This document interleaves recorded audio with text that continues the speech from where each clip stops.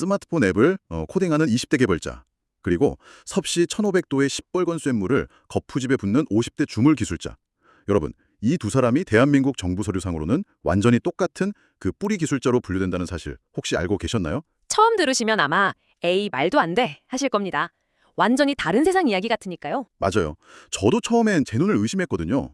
그래서 오늘은 이 가장 차갑고 딱딱해 보이는 행정문서 속에서 대한민국 제조업이 살아남기 위해 발버둥치는 가장 뜨거운 생존 현장을 심층 탐구해 보려고 합니다. 네, 오늘 우리가 샅샅이 파헤쳐볼 출처 자료는 국가뿌리산업진흥센터의 공식 웹사이트 내용, 그리고 수많은 기업들이 어떻게든 통과하려고 목을 매는 바로 그 뿌리 기업 확인서 발급 가이드라인입니다. 네네. 그 본격적인 이야기에 앞서서 여러분 우리가 흔히 도로 위에서 보는 진짜 날렵한 전기차나 책상 위에 있는 얇고 예쁜 노트북 한번 떠올려 보시죠. 보통은 그 매끈한 완성품의 겉모습, 그러니까 디자인이나 브랜드만 보게 되잖아요. 그렇죠.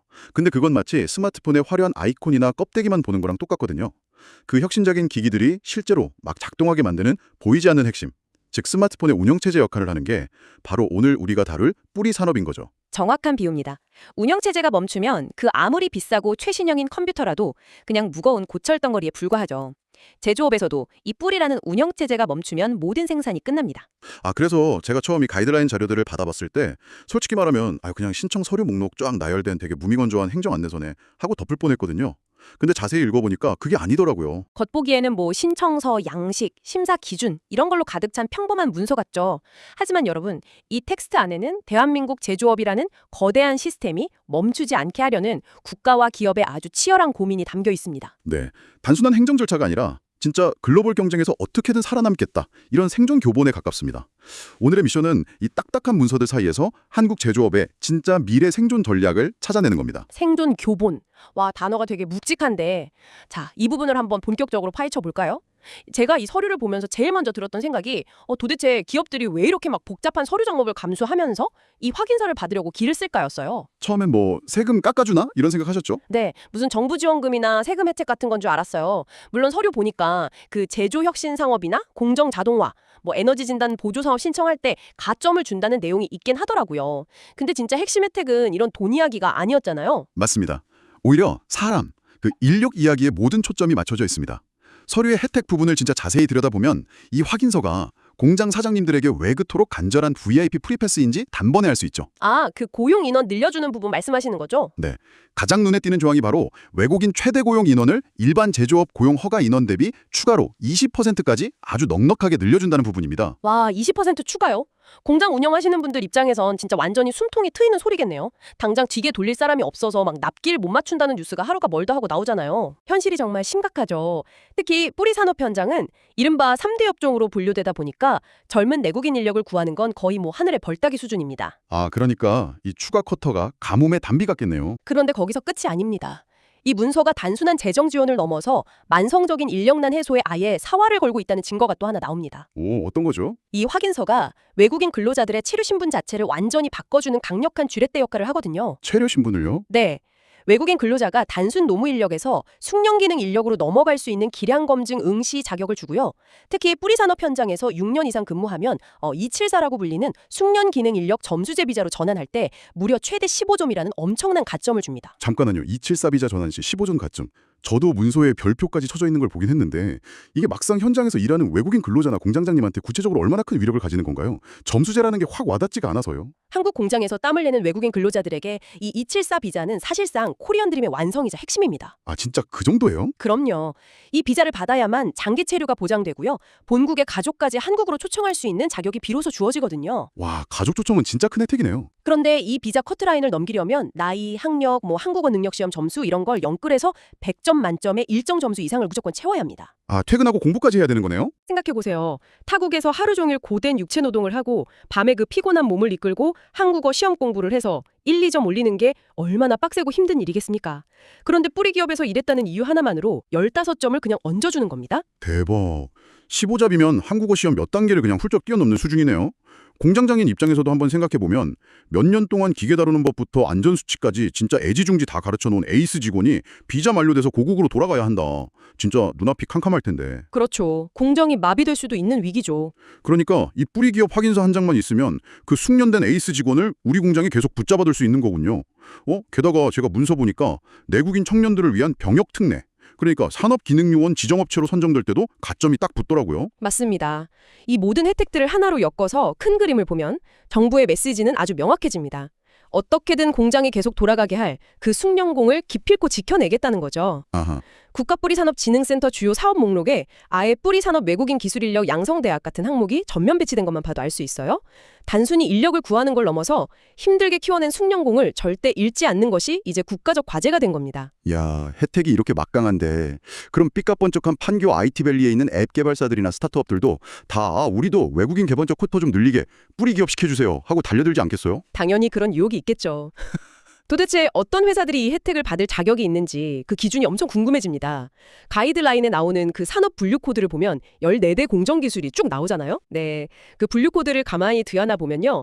제조업의 뿌리라는 개념이 시간에 따라 어떻게 진화해 왔는지 아주 흥미로운 패턴을 발견할 수 있습니다. 오, 진화요? 우선 여러분이 제일 익숙하게 떠올리실 첫 번째 그룹, 기존 공정 기반 기술 6대 분야가 있습니다. 주조, 금형, 소성 가공, 열처리, 표면 처리, 용접이죠. 와, 이거야말로 제조업의 클래식 아닙니까? 뜨거운 불꽃이 막 튀고 쇳물을 들이붓고 철광선을 뽀가내고 자동차 차체를 쾅쾅 찍어내는 진짜 근본적인 작업들이잖아요. 이 부분은 뭐 누구라도 당연히 고개가 끄덕여집니다. 네, 전통적인 뿌리죠. 근데 그 아래에 있는 소재 다원화 공정기술 4대 분야, 여기서부터 약간 전문 용어들이 튀어나오더라고요.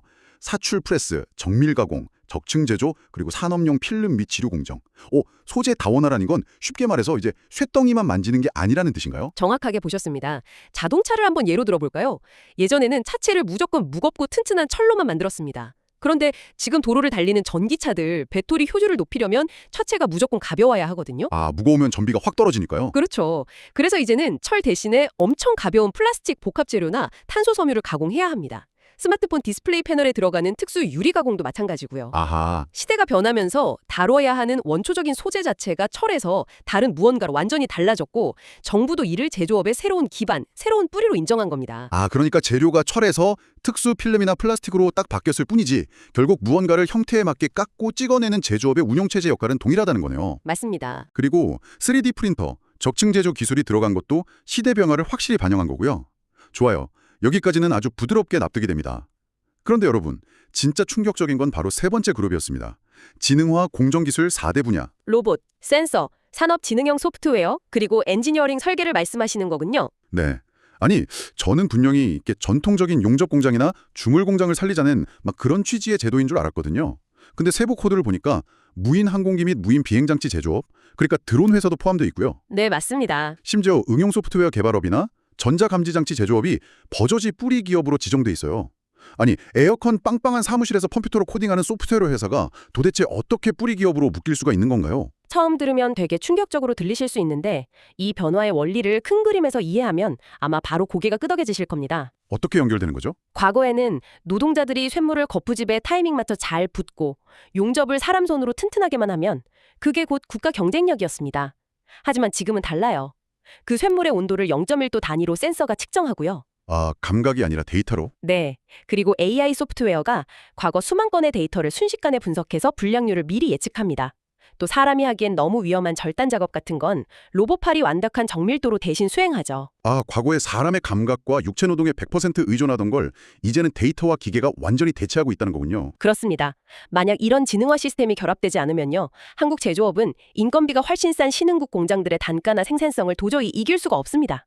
생존 자체가 불가능해요. 와, 진짜 뼈 때리는 현실이네요. 그래서 정부가 소프트웨어와 센서, 로봇, 얘네들도 이제 쇳물이나 용접과 다름없는 우리 대한민국 제조업을 살려낼 필수적인 뿌리다 라고 대놓고 공식 선언을 해버린 겁니다. 그러니까 소프트웨어가 단순히 공장을 옆에서 돕는 부가적인 도구가 아니라 아예 그 자체로 21세기의 새로운 대장간 역할을 한다고 딱 못을 박은 거네요. 듣고 보니까 진짜 등골이 서늘해질 정도로 냉혹한 생존의 결과물입니다. 아주 치열한 고민의 산물이죠. 그런데요, 여기서 아주 현실적인 꼼수 하나가 제 머릿속을 스치고 지나갑니다. 어떤 꼼수죠? 아까 혜택이 어마어마하다고 하셨잖아요. 막 비자 가점까지 퍼주고.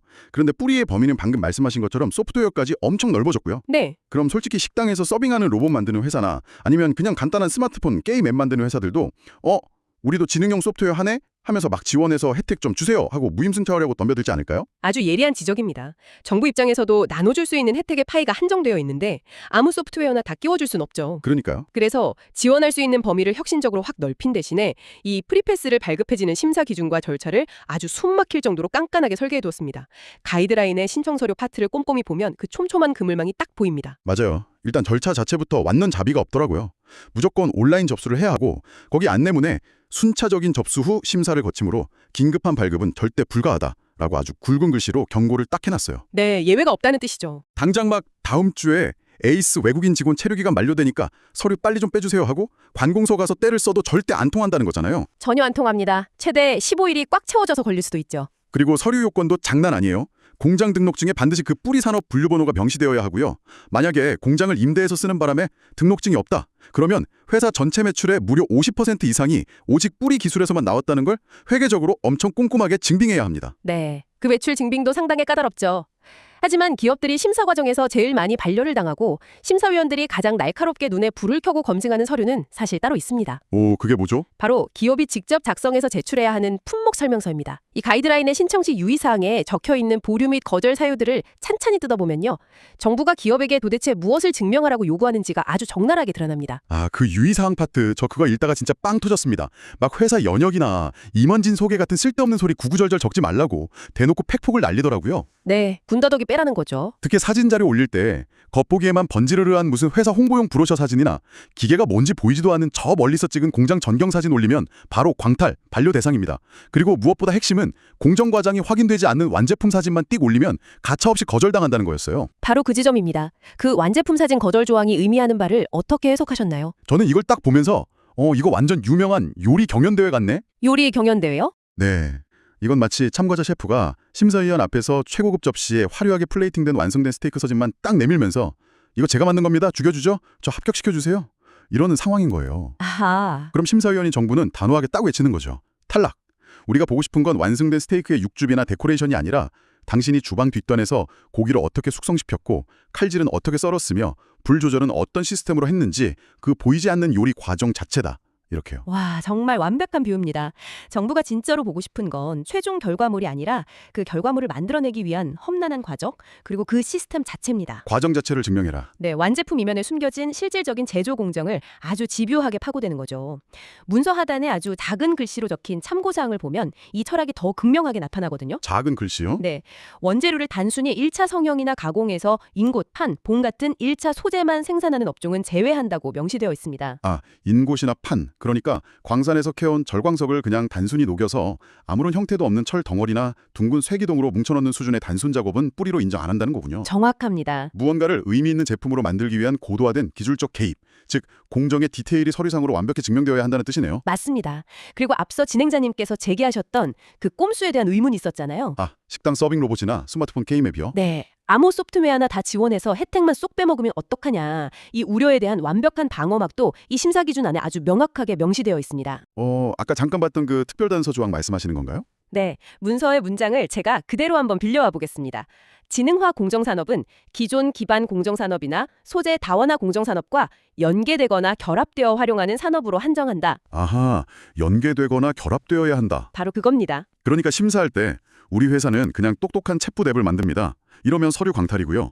우리 회사가 만든 이 비파괴 검사 인공지능 소프트웨어가 저쪽 시화공단에 있는 자동차 부품 공장의 용접 불량률을 획기적으로 낮춰서 실제 제조 공정을 혁신하고 있습니다. 라는 구체적인 전후 연결고리를 증명해야만 통과된다는 거군요. 완벽한 해석입니다. 자기 혼자 독립적으로 잘 나가는 그냥 허공에 뜬 소프트웨어가 아니라는 거죠. 쇳물과 망치 소리가 나는 실제 제조 현장의 그 비효율성을 개선하고 공정을 똑똑하게 만드는데 직접적으로 기여를 해야만 비로소 진짜 뿌리로 인정받을 수 있는 겁니다. 현장과의 결합이 필수라는 거네요. 네, 기름때 묻은 전통적인 육체 노동의 현장, 그리고 첨단 알고리즘을 짜는 소프트웨어의 지능이 하나로 결합하는 것. 정부는 오직 그 연결성만을 인정해주겠다는 확고한 의지입니다. 야, 철저하게 현장 중심의 첨단화만을 지원하겠다 이런 굳은 철학이 엿보이네요. 자, 여러분, 오늘 우리는 그저 되게 복잡하고 지루해 보이는 정부의 행정 안내서 한 장을 딱 올려놓고 참으로 깊고 다양한 이야기를 나눴습니다. 생각보다 많은 게 숨어 있었죠? 맞아요. 우리가 지금 되게 편안하게 앉아있는 의자, 매일 들여다보는 모니터, 그리고 출퇴근길에 타게 될 자동차까지 이 모든 일상의 편리함은 절대 하늘에서 마법처럼 뚝 떨어진 게 아니잖아요. 그럼요. 무수한 공정의 결과물입니다. 오늘 우리가 함께 살펴본 이 14가지의 복잡한 뿌리기술 공정과 그 깐깐한 심사를 통과하기 위해 자신들의 공정 가치를 치열하게 증명해낸 수많은 기업들, 그리고 무엇보다 그 뜨겁고 막 위험한 현장에서 이 7비자를 목표로 청춘을 바쳐서 땀 흘리는 국내외 근로자들의 고군분투가 없었다면 지금 이 모든 혁신은 아마 불가능했을 겁니다. 맞습니다. 오늘 살펴본 이 출처 자료는요, 단순한 정부의 행정 제도를 넘어서서 거대한 산업의 지각 변동을 우리에게 아주 생생하게 보여주는 하나의 거울이었습니다. 네, 진짜 거울 같았어요. 전통적인 육체 노동 중심의 대장관이 이제는 로봇과 센서 그리고 지능형 소프트웨어의 영역으로 급격히 진화하고 흡수되는 그 생생한 현장을 우리가 목격한 거죠. 그리고 이건 우리 모두에게 아주 묵직하고 중요한 질문을 하나 던집니다. 오, 어떤 질문일지 되게 기대가 되는데요. 여러분, 한번 상상해 보십시오. 미래의 뿌리산업 공장에는 과연 사람이 몇 명이나 남아있게 될까요? 와, 27비자 가점을 어떻게든 받기 위해서 낯선 타국에서 밤낮으로 장인의 기술을 익혀가는 외국인 숙련공들의 땀방울. 그리고 방대한 데이터를 스스로 학습하면서 그 공장을 24시간 쉬지 않고 완전히 자동화해 나가는 인공지능 로봇. 이 둘 중 10년 뒤 대한민국 제조업의 가장 밑바닥을 지탱하는 진짜 뿌리는 과연 어느 쪽이 될까요? 와, 인간의 숙련된 땀방울이냐, 아니면 지치지 않는 로봇의 데이터 지능이냐. 머리가 좀 멍해지면서도 가슴을 뛰게 만드는 되게 서늘한 질문이네요. 여러분은 어떻게 생각하십니까? 오늘 하루 여러분의 일상 속에서 막 화려한 최신 기기들을 보실 때 그 매끈한 껍데기 넘어 보이지 않는 곳에서 지금 이 순간에도 치열하게 끓어오르며 진화하고 있는 거대한 운영체제, 뿌리의 모습을 한 번쯤 꼭 떠올려 보시길 바랍니다. 그리고 그 뿌리를 지배하는 주인이 과연 누가 될지 스스로 깊게 고민해 보시는 것도 좋겠습니다. 네, 오늘 우리가 준비한 심층 탐구는 여기까지입니다. 끝까지 함께 귀 기울여 주신 여러분 진심으로 감사합니다.